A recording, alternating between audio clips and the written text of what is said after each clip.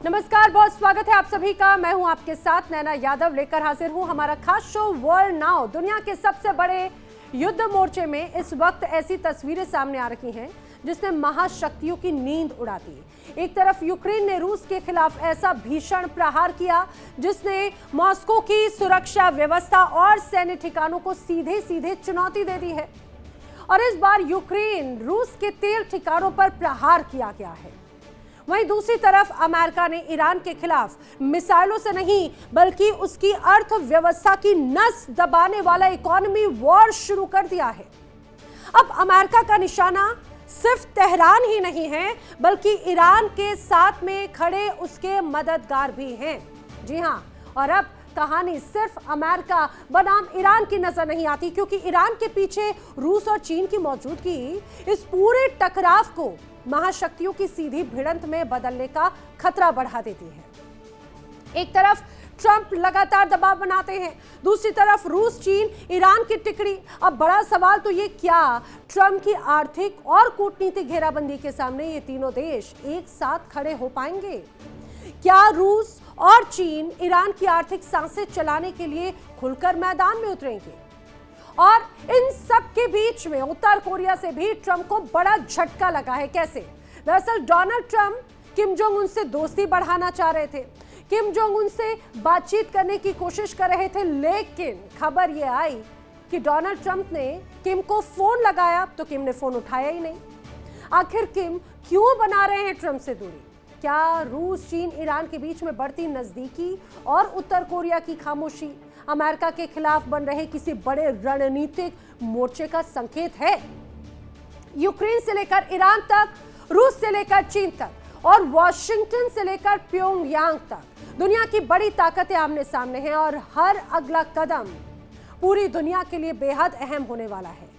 इसीलिए दिखाते हैं आपको इस वक्त दुनिया के सबसे बड़े पावर शोडाउन की पूरी कहानी वर्ल्ड वॉर में। देखिए, दुनिया के अलग अलग पटल पे कई ऐसी बड़ी तस्वीरें हैं जो कहीं ना कहीं बड़े संकेत देती हैं। ऑल इज वेल तो फिलहाल नजर नहीं आता, और वैसी ही बड़ी तस्वीरें जो वर्ल्ड वॉर में मैं आपको दिखाने जा रही हूं, वो 4 बड़ी तस्वीरें सबसे पहले समझिए। आज जिन बड़ी खबरों की हम बात करेंगे, सबसे पहले कौन सी खबर है वर्ल्ड वॉर की, वो जरा जान लीजिए। आज सबसे पहले हम बात करेंगे यूक्रेन की। यूक्रेन का रूस पर भीषण प्रहार। जी हां, ईरान पर अमेरिका का इकोनॉमी वॉर भी नजर आता है, वो भी मैं बताऊं, लेकिन यूक्रेन ने रूस पर भीषण अटैक कर दिया है। भीषण अटैक कैसे? लगातार यूक्रेन कभी ड्रोन प्रहार कर रहा है तो कभी रूस की तरफ से पलटवार कर रहा है। अब ज़ेलेंस्की सीधे सीधे पुतिन के गढ़ में घुसकर बड़ा प्रहार कर रहे हैं और ये क्लियर कट मैसेज दे रहे हैं कि हम रुकने वाले नहीं हैं। ताबड़तोड़ बड़े हमलों से तबाही का चारों तरफ मंजर है, जहां पर नजर जाती है सिर्फ और सिर्फ आक्रामकता ही नजर आती है। बढ़ते ही दूसरी खबर की तरफ। आज वर्ल्ड वॉर की जो दूसरी खबर होगी वो ईरान और अमेरिका से जुड़ी हुई है। अब ईरान जिस तरह से लगातार मजबूत बनता हुआ नजर आ रहा था, अमेरिका को ये बात खटक गई, और यही वजह है कि पहले तो आसमान और धरती से अमेरिका ने ईरान पर प्रहार किया, लेकिन अब बारी है ईरान पर अमेरिका के इकोनॉमी वॉर की। कैसे? अब अर्थव्यवस्था को और चकनाचूर करना चाहता है अमेरिका, ताकि ईरान कमजोर पड़े अमेरिका के सामने। और ईरान कैसे उसकी तैयारी कर रहा है जवाब देने की, बताएंगे आगे आपको विस्तार से। बताते हैं अब अगली तीसरी बड़ी खबर वर्ल्ड वॉर की क्या है। आज तीसरी बड़ी खबर रूस, चीन, ईरान की टिकड़ी से जुड़ी हुई। ये रूस, चीन, ईरान की टिकड़ी डोनाल्ड ट्रंप के लिए बड़ी चुनौती है। जिस तरह से सबसे महत्वपूर्ण तौर पर चीन की बड़ी भूमिका नजर आई, बार बार तस्वीरें सामने आई कि ईरान का गाहे बगाहे रूस और चीन ने बड़ा साथ दिया, कभी आर्थिक तौर पर, कभी हथियारों के तौर पर। और चीन तो सबसे बड़ा आयात निर्यात का केंद्र एक तरह से ईरान के लिए है, और यही बड़ी वजह है कि ट्रंप सीधे सीधे अब टारगेट कर रहे हैं। और ये क्लियर कट मैसेज है, जिसने ईरान का साथ दिया उस पर भी बड़ी कार्रवाई की जाएगी प्रतिबंध के तौर पर। एक तरफ इकोनॉमिक वॉर तो दूसरी तरफ बड़ा प्रहार। चौथी बड़ी खबर वर्ल्ड वॉर की। किम ने डोनाल्ड ट्रंप को कोई भाव ही नहीं दिया। दरअसल पिछले कुछ वक्त से खबरें आई कि डोनाल्ड ट्रंप सन की तानाशाह किम जोंग उन को अपना यार, अपना दोस्त बनाना चाहते हैं। खबरें आई कि एक नया मोर्चा खड़ा करना चाहते हैं और यही वजह है कि उन्होंने डोनाल्ड ट्रंप को फोन खनखना दिया, लेकिन किम जोंग उन ने डोनाल्ड ट्रंप का फोन उठाया ही नहीं। अंदर खाने से खबरें ये हैं, कह दिया आई एम नॉट इंटरेस्टेड। हालांकि कई बार ये दावे भी किए जा रहे हैं कि फोन पर बातचीत हो ही नहीं पाई, उन तक बातचीत पहुंची ही नहीं। लेकिन कुल मिलाकर डोनाल्ड ट्रंप की पेशानी पर बल जरूर आ गए कि किम भी उनको अब नजरअंदाज करने लगे हैं। आखिर इसका क्या प्रभाव पड़ेगा, बताएंगे एक एक तस्वीर आगे आपको वर्ल्ड वॉर में। तो ये 4 बड़ी खबरें जो हम आपको विस्तार से बताते हैं। चलिए इस समय की बड़ी खबर भी हम आपको बताएं। यूक्रेन का रूस पर भीषण प्रहार हुआ है। जी हां, बड़ी खबर, यूक्रेन ने रूस पर किए हैं कई ताबड़तोड़ ड्रोन अटैक, और यह अटैक ऐसे जो सिर्फ और सिर्फ तबाही लेकर आते हैं। बड़ी वॉर ब्रेकिंग यह है कि क्रास्नोदार में भीषण हमला यूक्रेन की तरफ से किया गया। यूक्रेन ने रूस के तेल डिपो पर बड़े हमले किए हैं और ऐसी तबाही मचाई कि सिर्फ और सिर्फ लपटें नजर आती हैं, चारों तरफ तबाही का मंजर नजर आता है। ये तो तस्वीर रूस और यूक्रेन से जुड़ी हुई सामने आई। रूस ने यूक्रेन का अब पलटवार भी किया है। यूक्रेन ने हमला किया तो दूसरी बड़ी वॉर ब्रेकिंग यह है कि ताबड़तोड़ पलटवार किए गए। अब रूस की तरफ से डोनेस्क और खार्किव में भी जबरदस्त अटैक किए गए हैं।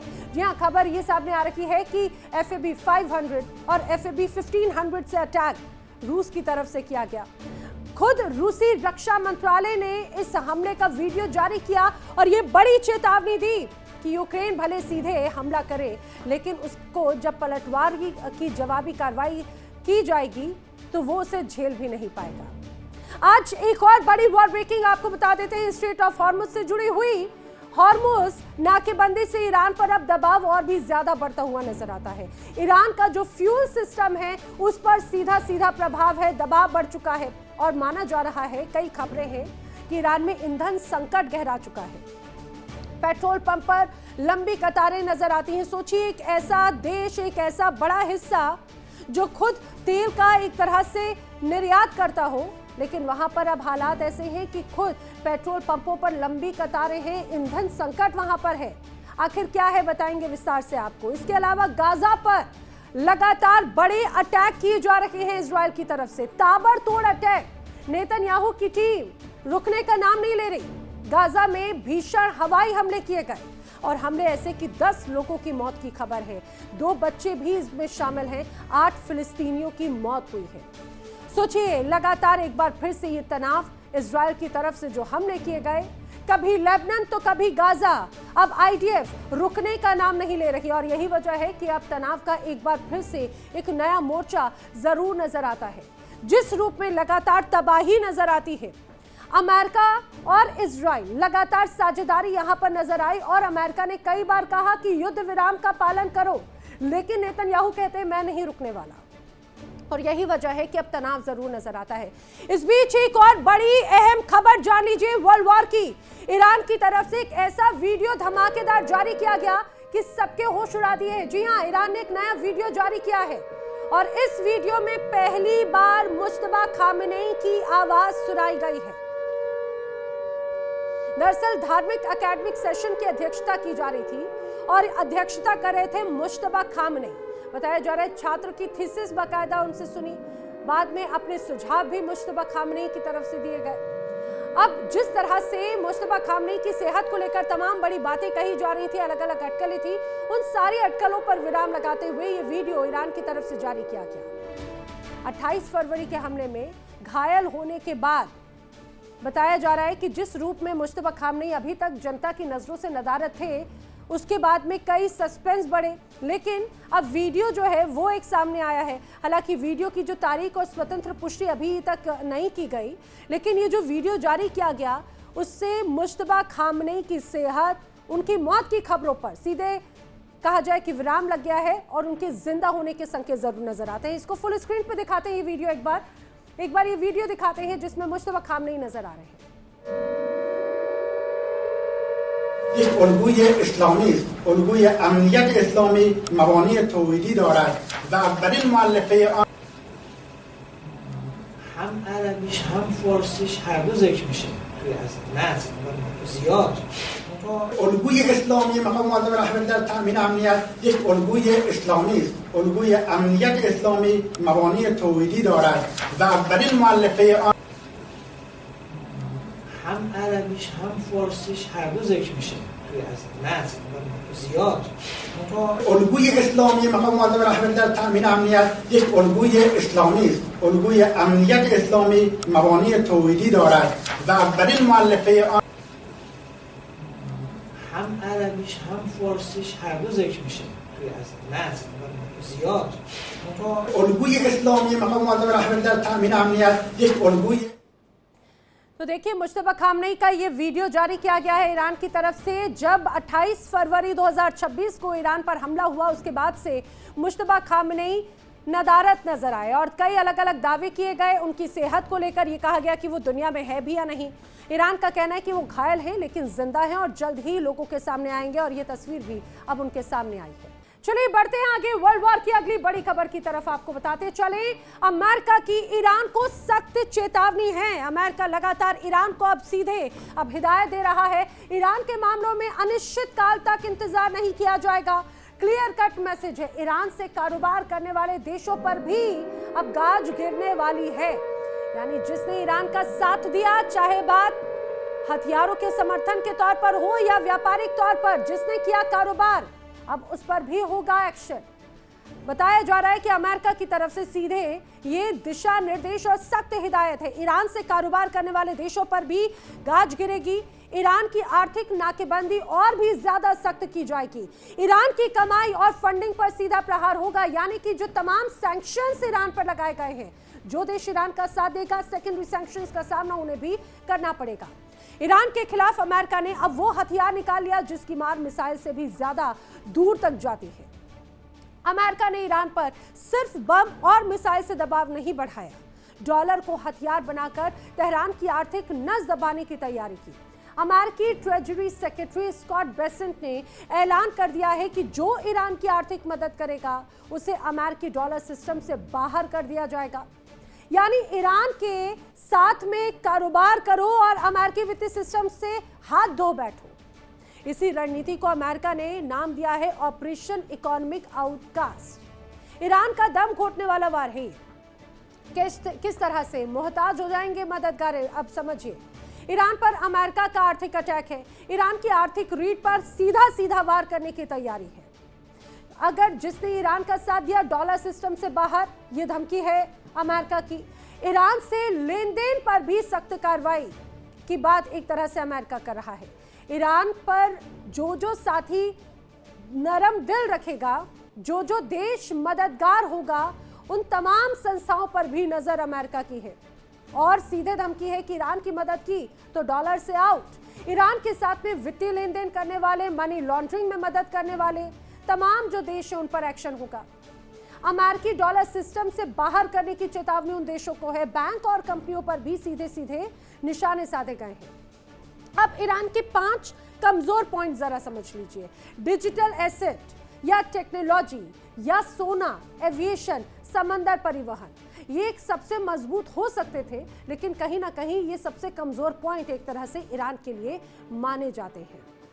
और यही वजह है कि स्पष्ट मैसेज है कि ईरान का जिसने साथ दिया वो तमाम बड़े प्रतिबंधों का सामना करेगा।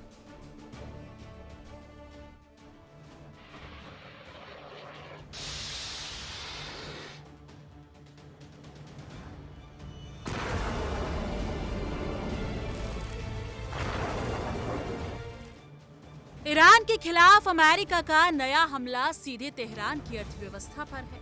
अमेरिका का निशाना सिर्फ ईरान नहीं बल्कि वो तमाम देश, बैंक, कंपनियां और नेटवर्क हैं जो ईरान तक पैसा पहुंचाने में मदद कर रहे हैं। बेसेंट ने साफ चेतावनी दी है कि ईरान की तरफ से मनी लॉन्ड्रिंग कराने वाली किसी भी संस्था को अमेरिकी डॉलर सिस्टम से बाहर किया जा सकता है। यानी अब सवाल सिर्फ ईरान से व्यापार कराने का या फिर करने का नहीं, सवाल है कि ईरान के साथ खड़े रहने की कीमत कितनी बड़ी होगी। अमेरिका ने ईरान की अर्थव्यवस्था की 5 अहम नसों पर निशाना साधा है।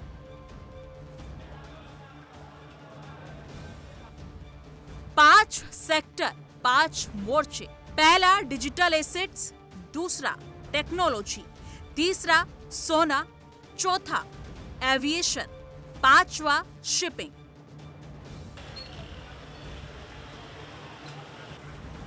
यानी पैसा, तकनीक, सोना, विमान और समुद्री रास्ते। ईरान की अर्थव्यवस्था को सहारा देने वाले इन रास्तों पर अमेरिका की नजर है। अमेरिका का सबसे बड़ा हथियार है उसका ग्लोबल फाइनेंशियल सिस्टम, और इसी ताकत के दम पर वॉशिंगटन अब ईरान के मददगारों को चेतावनी दे रहा है। मैसेज बिल्कुल साफ है, ईरान के साथ कारोबार करेंगे तो अमेरिकी प्रतिबंधों का सामना करना पड़ सकता है। और अगर कोई संस्था ईरान के लिए मनी लॉन्ड्रिंग में शामिल मिली तो उसे डॉलर सिस्टम से बाहर करने की कार्रवाई हो सकती है। बेसेंट ने संकेत दिया कि कार्रवाई का सिलसिला तेजी से आगे बढ़ेगा।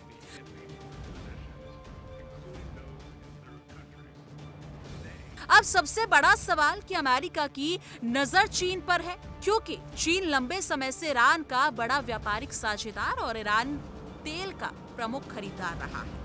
यही वजह है कि ईरान की आर्थिक नाकेबंदी की अमेरिकी रणनीति में चीन की भूमिका बेहद अहम हो जाती है। लेकिन यहाँ अमेरिका के सामने चुनौती भी बड़ी है, क्योंकि ईरान पर दबाव बढ़ाने का मतलब है चीन जैसे बड़े कारोबारी साझेदारों के साथ टकराव का जोखिम भी बढ़ाना।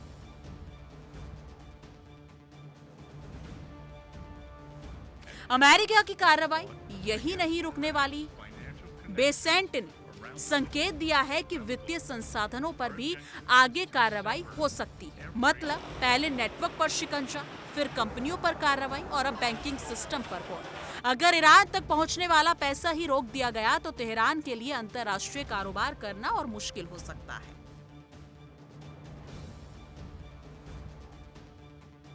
और इस पूरी कहानी के बीच सबसे बड़ा नाम है स्ट्रेट ऑफ हॉर्मुज। दुनिया के अहम तेल मार्गों में शामिल ये समुद्री रास्ता अमेरिका और ईरान के बीच तनाव का बड़ा केंद्र बना हुआ है। ईरान की अर्थव्यवस्था तेल से जुड़ी कमाई पर काफी निर्भर है। ऐसे में अमेरिका अगर तेल की कमाई, शिपिंग नेटवर्क, बैंकिंग चैनल और डॉलर सिस्टम चारों तरफ से दबाव बढ़ाता है तो तेहरान के सामने आर्थिक संकट और गहरा होने का खतरा है।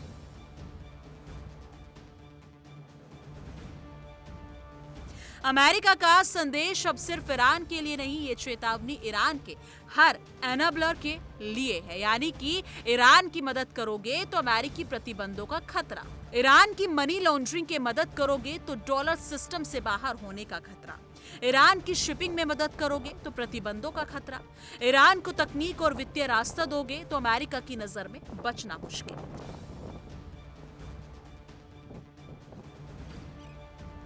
यानी अमेरिका ने ईरान पर एक नया मोर्चा खोल दिया है। मिसाइल के बाद मनी, बम के बाद बैंक और युद्ध के बाद अब आर्थिक नाकेबंदी। तेहरान को घेरने के लिए अमेरिका पैसे की हर नस तलाश रहा है और वॉशिंगटन का संदेश साफ है, ईरान को पैसा दोगे तो डॉलर सिस्टम से पूरी अगर देखा जाए तो दूरी बनानी पड़ सकती है। अब देखना ये होगा कि अमेरिका की आर्थिक घेराबंदी तेहरान को झुका पाएगी या ईरान एक बार फिर नए रास्ते खोजकर इस डॉलर वॉर से निकल जाएगा।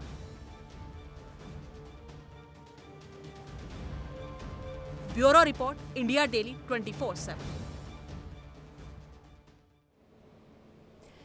तो ईरान पर और भी ज्यादा प्रतिबंध लगाने की तैयारी है। अमेरिका के इस निर्णय की नेतन्याहू बड़ी तारीफ कर रहे हैं। जी हां, ईरान पर ट्रंप के प्रतिबंधों की नेतन्याहू ने तारीफ करते हुए स्वागत किया है। नए प्रतिबंधों को लेकर अब ट्रंप को नेतन्याहू बधाई दे रहे हैं। बड़ी खबर यह है कि नेतन्याहू कहते हैं कि ईरान की मददगारों पर शिकंजा कसा जा सकेगा। जो ईरान के मददगार होंगे उन पर शिकंजा कसेंगे, मदद करने वालों से कीमत वसूली जा रही है, नेतन्याहू ने कहा। ट्रंप के ईरान एक्शन पर नेतन्याहू ने तालियां बजाई है। देखिए, सोशल मीडिया पोस्ट है प्राइम मिनिस्टर ऑफ इजराइल की तरफ से। उन्होंने कहा कि जिस रूप में ये नए सैंक्शंस की बात कही गई है इसका स्वागत है। और बाकायदा नेतन्याहू तो दरअसल यही चाहते थे, क्योंकि जितनी ज्यादा लगाम ईरान पर होगी उतना ज्यादा मजबूत ईरान होगा, इजराइल होगा, और जितना ज्यादा ईरान को कमजोर किया जाएगा उतना ही ज्यादा अच्छा होगा एक तरह से इजराइल के लिए। नेतन्याहू इस पूरे एक्शन का स्वागत कर रहे हैं। इस बीच एक और बड़ी वॉर ब्रेकिंग जान लीजिए। बड़ी खबर, स्ट्रेट ऑफ हॉर्मुज से गुजरने वाले जहाजों से अब ईरान फीस वसूलेगा। बड़ी खबर यह कि बाकायदा इस फीस वसूलने को लेकर संसद तक में योजना जो है वो पेश की गई। समिति ने सेवा शुल्क योजना को मंजूरी भी दे दी है। अब नेविगेशन हो या सुरक्षा बीमा और पर्यावरण सेवाओं के नाम पर एक तरह से फीस वसूली जाएगी उन तमाम जहाजों से, उन तमाम देश के जहाजों से जो स्ट्रेट ऑफ हॉर्मुज से गुजरने वाले हैं। ईरानी रियाल या तेहरान की पसंद की करेंसी में ही भुगतान होगा और आर्थिक दबाव के बीच में ईरान का ये बड़ा फाइनेंशियल वार है। अब समझिए इस बात को। अभी कुछ देर पहले ही जैसा हमने आपको बताया कि अमेरिका और इजराइल चाहते हैं कि ईरान पर फाइनेंशियली प्रतिबंध लगाए जाए। ईरान ने कहा ठीक है, आप प्रतिबंध लगा दो, हम अपने तरीके से उसका जवाब देंगे। अब ईरान ने क्लियर कट मैसेज दिया है कि जो देश अपने जहाजों को स्ट्रेट ऑफ हॉर्मुज से गुजारना चाहता है वो फीस देगा और फीस वसूलेगा ईरान अपने अनुसार। और ये अमेरिकी डॉलर में नहीं होने वाला, ये होगा ईरानी रियाल या तेहरान की पसंद की करेंसी में। और यही सबसे बड़ा पलटवार एक तरह से ईरान का है। ईरान के खिलाफ अमेरिका ने अब तक का सबसे बड़ा आर्थिक दबाव बनाने की कोशिश शुरू की, लेकिन इस बार निशाने पर सिर्फ ईरान है नहीं, बल्कि ईरान के साथ साथ चीन है और रूस जैसे कई बड़े देश भी इस दौरान शामिल हैं। अमेरिका ने साफ संदेश दिया, साफ संकेत दिया कि ईरान के साथ में कारोबार करने वाले देश और तमाम कंपनियों को भी आर्थिक कार्रवाई का सामना करना पड़ सकता है। और सबसे बड़ी चुनौती चीन से मिलने वाली है, क्योंकि ईरान के तेल का सबसे बड़ा खरीदार तो चीन है। और अगर अमेरिकी प्रतिबंधों की वजह से चीन और ईरान के आर्थिक रिश्तों पर चोट पहुंचती है तो इसका सीधा असर अमेरिका चीन संबंधों पर भी पड़ सकता है, क्योंकि बीजिंग पहले ही एक तरफा प्रतिबंधों का विरोध करता रहा है। दूसरी तरफ रूस की स्थिति तो अमेरिका से पहले ही टकराव वाली है। रूस व्यापक पश्चिमी प्रतिबंधों के बावजूद अपनी वैकल्पिक व्यापार और वित्तीय व्यवस्था को मजबूत कर चुका है और ईरान के साथ उसकी रणनीतिक साझेदारी भी लगातार गहरी हुई। अब सबसे बड़ा सवाल ये कि अगर चीन और रूस ईरान के साथ खुलकर आर्थिक मोर्चे पर खड़े हो जाते हैं तो क्या अमेरिकी प्रतिबंधों की ताकत कमजोर पड़ जाएगी? चीन के पास विशाल अर्थव्यवस्था है, रूस के पास ऊर्जा और रणनीतिक ताकत है और ईरान के पास में है तेल और क्षेत्रीय प्रभाव। और तीनों के बीच का ये जो सहयोग है वो मजबूत होता क्या? और अगर ये सहयोग और मजबूत हुआ तो अमेरिका के लिए सिर्फ प्रतिबंध लगाना आसान नहीं होगा, बल्कि उसका असर वैश्विक बाजार तक पहुंच सकता है। इसका इल्म अमेरिका को भी बखूबी है। यानी ईरान पर अमेरिकी आर्थिक वार अब सिर्फ वॉशिंगटन और तेहरान की लड़ाई तक नहीं रह गया। सवाल यह है कि क्या ये लड़ाई अमेरिका बनाम चीन, रूस, ईरान के बड़े आर्थिक मोर्चे में बदलने जा रही है? चीन, रूस, ईरान की तिकड़ी आखिर क्या रंग लेकर आएगी और क्या ये कहा जाए कि अब डोनाल्ड ट्रंप की घिकी बन जाएगी? ईरानी तेल का बड़ा हिस्सा चीन जाता है। चीन ईरान का प्रमुख व्यापारिक साझेदार है। सस्ती ईरानी सप्लाई पर चीनी रिफाइनरों की नजर हमेशा रहती है। तमाम प्रतिबंध लगाने की बात कही गई और अगर प्रतिबंध ऐसे लगते हैं सख्ती वाले तो प्रतिबंधों से चीन की कंपनियां भी सीधे सीधे निशाने पर आ सकती हैं। और यही वजह है कि ट्रंप की सबसे बड़ी चुनौती है चीन अमेरिकी दबाव के आगे क्या झुक जाएगा। बीजिंग ने एक तरफा प्रतिबंधों का विरोध हमेशा से किया। चीनी कंपनियों पर कार्रवाई अगर होती है तो उससे तनाव और भी ज्यादा बढ़ जाएगा, ना सिर्फ ईरान और चीन के बीच, ना सिर्फ चीन और अमेरिका के बीच, बल्कि वैश्विक स्तर पर। ईरान एक तरह से बड़ा मुद्दा बन सकता है। ईरान मुद्दा बन सकता है अमेरिका चीन टकराव का एक नया मोर्चा। और यही वजह है कि चीन ईरान का बड़ा तेल खरीदार भी है और इसमें रूस की भी बड़ी भूमिका है। रूस ईरान का रणनीतिक साझेदार है। ईरान पश्चिमी प्रतिबंधों से घिरा हुआ देश पहले ही है और तीनों का सहयोग, प्रतिबंधों का असर एक तरह से उससे घट सकता है। क्या चीन, रूस मिलकर अमेरिकी प्रतिबंधों को बेअसर कर सकते हैं? चीन और रूस का पलटवार किस रूप में हो सकता है ये भी समझिए। दरअसल कहा जा रहा है प्रतिबंधों का दायरा बढ़ जाएगा। चीन अमेरिका को चुनौती दे देगा, रूस ईरान के साथ में और मजबूत हो जाएगा, तेल बाजार में कोहराम मच जाएगा। सबसे महत्वपूर्ण बात ये, दुनिया में अब आर्थिक ध्रुवीकरण बढ़ता हुआ नजर आता है इन प्रतिबंधों से।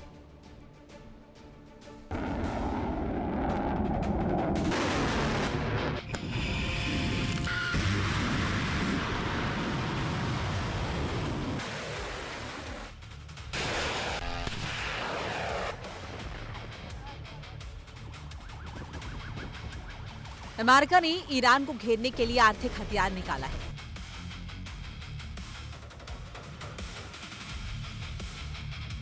लेकिन इस बार निशाने पर सिर्फ तेहरान नहीं है, निशाने पर है चीन और उसकी ईरान से जुड़ी पूरी कारोबारी मशीनरी।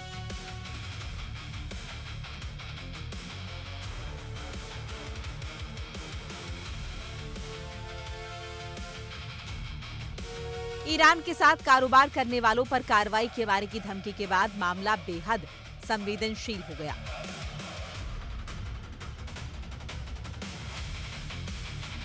क्योंकि ईरान के तेल का सबसे बड़ा खरीदार चीन है।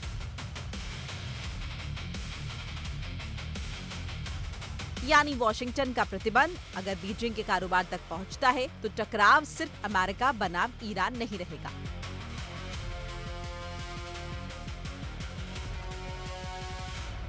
चीन पहले साफ कर चुका है कि एक तरफा प्रतिबंध किसी समस्या का समाधान नहीं है।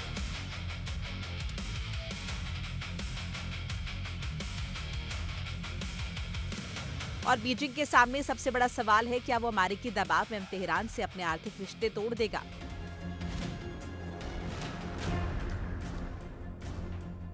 संभावना कम दिखती है। चीन के लिए ईरान से तेल का स्रोत नहीं बल्कि मिडिल ईस्ट में उसका एक अहम रणनीतिक साझेदार है। अगर अमेरिका चीनी कंपनियों और बैंकों पर प्रतिबंध लगाता है तो चीन के पास जवाबी आर्थिक कदम उठाने के विकल्प मौजूद हैं।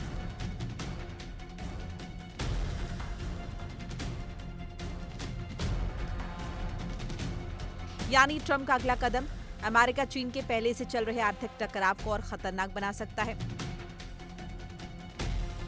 अब आते हैं रूस पर। रूस पहले से पश्चिमी प्रतिबंधों के लंबे दौर का सामना कर रहा है। उसने वैकल्पिक व्यापार मार्ग, वित्तीय चैनल और गैर पश्चिमी साझेदारियों को मजबूत किया है। जनवरी 2025 में रूस और ईरान ने 20 साल की रणनीतिक साझेदारी संधि पर हस्ताक्षर किए। ऊर्जा से लेकर सुरक्षा और सैन्य सहयोग तक दोनों देशों के हित जुड़े हुए हैं।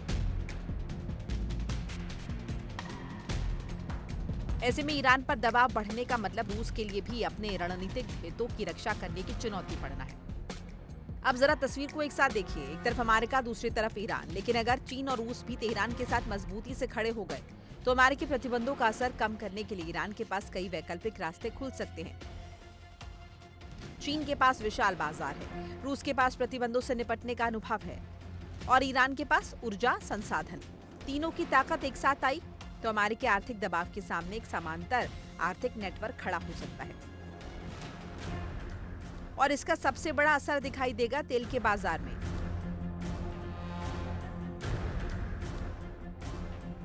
ईरान की तेल सप्लाई को रोकने की अमेरिकी कोशिश अगर चीन के साथ टकराव में बदलती है तो वैश्विक बाजार में सप्लाई को लेकर डर बढ़ सकता है।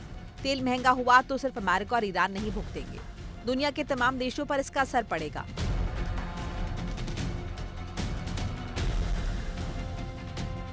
महंगा कच्चा तेल मतलब महंगा ट्रांसपोर्ट, महंगी ऊर्जा, महंगाई का नया दबाव।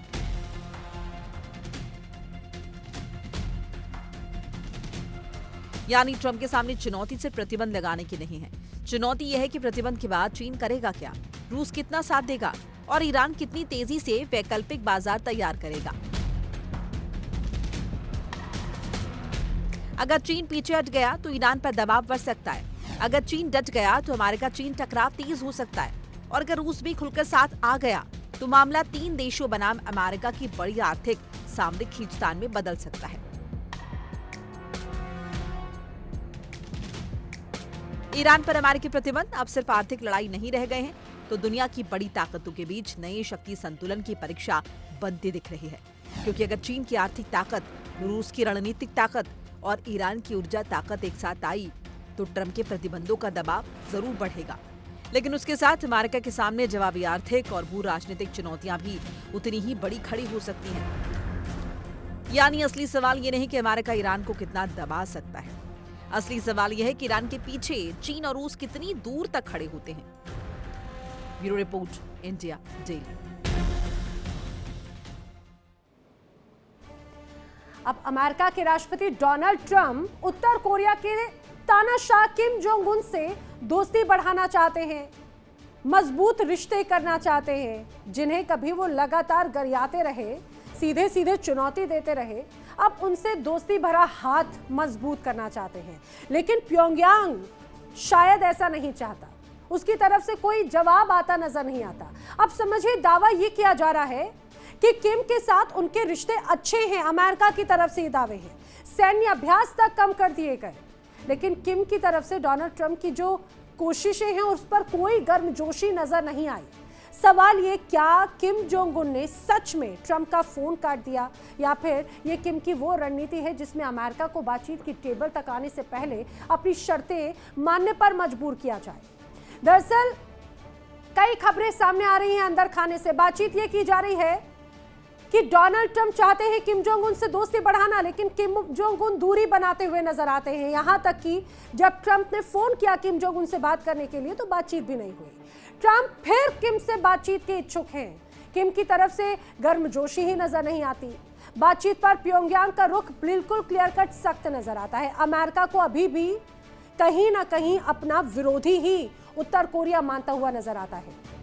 अब बात ये, क्या वाकई में किम जोंग उन ने डोनाल्ड ट्रंप का फोन नहीं उठाया? ट्रंप ने बातचीत का दावा किया, सीधे फोन कॉल की पुष्टि हालांकि अभी तक नहीं की गई, लेकिन जिस तरह से जो बातचीत सामने आ रही है, किम की तरफ से बातचीत से इनकार किया गया। अगर किम योंग जोंग की अगर बात करें तो ट्रंप को क्या ये झटका दिया गया है? अमेरिका से किसी मौजूदा बातचीत से फिलहाल उत्तर कोरिया इनकार कर रहा है। अमेरिका को अभी भी प्योंगयांग अपना दुश्मन ही मानता है। ट्रंप की बातचीत की पहल पर बहुत ठंडी प्रतिक्रिया उत्तर कोरिया से सामने आई। किम शासन दरअसल अभी भी डोनाल्ड ट्रंप से दूरी ही बनाए रखता हुआ नजर आता है। अब ट्रंप तो दोस्ती के दावे कर रहे हैं। ट्रंप ने किम से अच्छे रिश्तों का हवाला भी दिया है, व्यक्तिगत रिश्तों का बहुत ज्यादा हवाला देते हुए उन्हें अहम बताते हैं डोनाल्ड ट्रंप। इतना ही नहीं, यही वजह है कि डोनाल्ड ट्रंप दोबारा बातचीत शुरू करना चाहते हैं एक तरह से किम जोंग उन से, लेकिन किम की तरफ से फिलहाल खामोशी है, चुप्पी। एक रिपोर्ट आपको दिखाते हैं।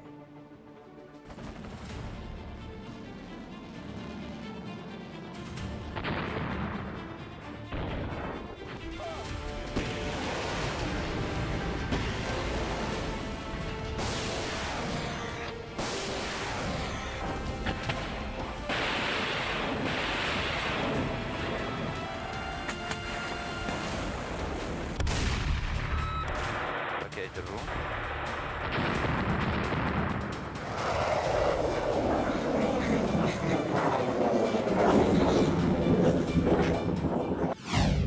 ट्रंप की दोस्ती, किम की बेरुखी, तानाशाह क्यों बना रहा है दूरी?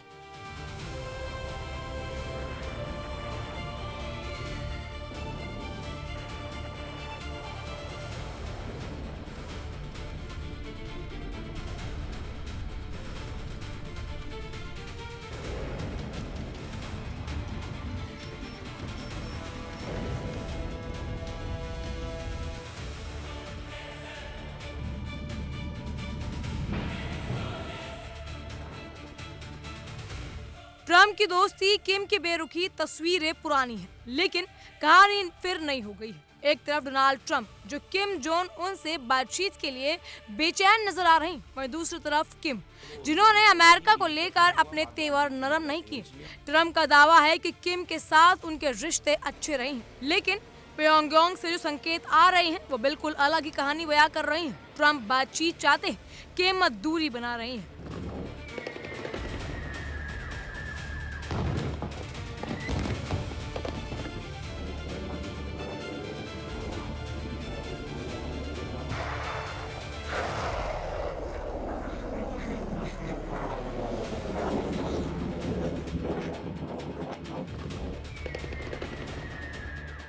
ट्रंप ने सिर्फ बातचीत की इच्छा नहीं जताई, बल्कि अमेरिका और दक्षिण कोरिया के संयुक्त सैन्य अभ्यास को भी छोटा करने का फैसला किया है। ट्रंप का तर्क है कि ऐसे बड़े सैन्य अभ्यास उत्तर कोरिया को उकसाने वाला संदेश देते हैं और इन पर भारी खर्च भी होता है। यानी वॉशिंगटन की तरफ से संकेत साफ है, तनाव घटाओ, बातचीत बढ़ाओ। लेकिन प्योंगयांग ने अभी तक इस संकेत का वैसा जवाब नहीं दिया।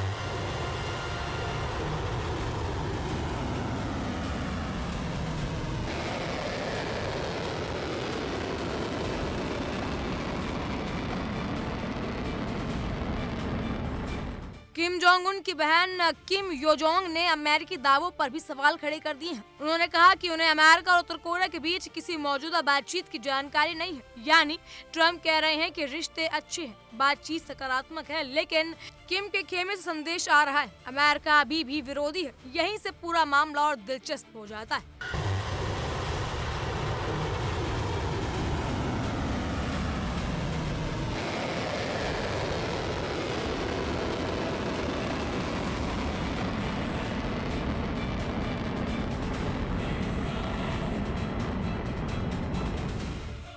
अब सबसे बड़ा सवाल, क्या किम जोंग उन सच में ट्रम्प का फोन नहीं उठा रहे?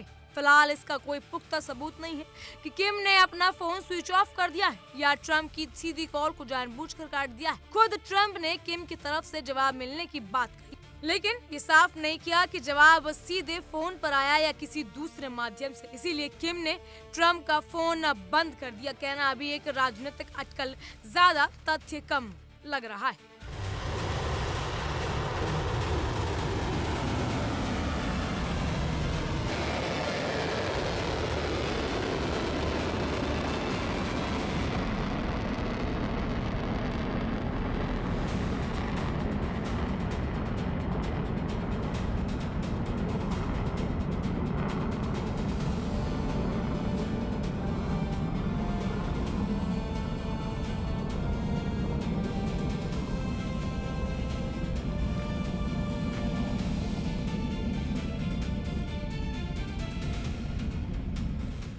लेकिन सवाल ये है कि किम ट्रम्प की कोशिशों को लेकर इतने ठंडे क्यों हैं? इसकी जड़ 2019 के हनोई शिखर सम्मेलन तक जाती है। ट्रम्प और किम की मुलाकात हुई, पूरी दुनिया की नजरें टिकी थी। उम्मीद थी कि परमाणु विवाद पर कोई बड़ी डील होगी, लेकिन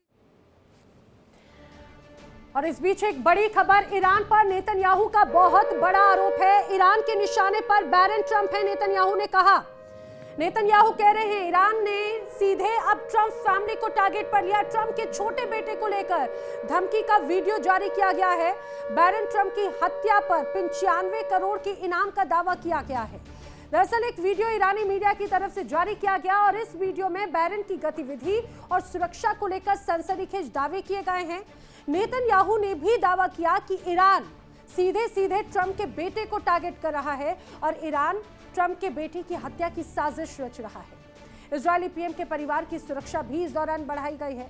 दूसरी तरफ मेलेनिया ट्रम्प को लेकर भी धमकी वाला वीडियो जारी होने का दावा किया गया। ईरान पर पर्सनल वॉर को एक तरह से बढ़ावा देने का आरोप है। यहाँ पर फिलहाल वर्ल्ड वॉर में इतना ही। देश दुनिया की तमाम बड़ी खबरें इंडिया डेली 24/7 पर आगे भी जारी। देखिए इंडिया डेली 24/7 अब आपकी स्मार्ट टीवी पर। इंडिया डेली मौजूद है सभी डिजिटल प्लेटफॉर्म पर लाइव और लगातार। इंडिया डेली 24/7 हर दिन राष्ट्र को समर्पित।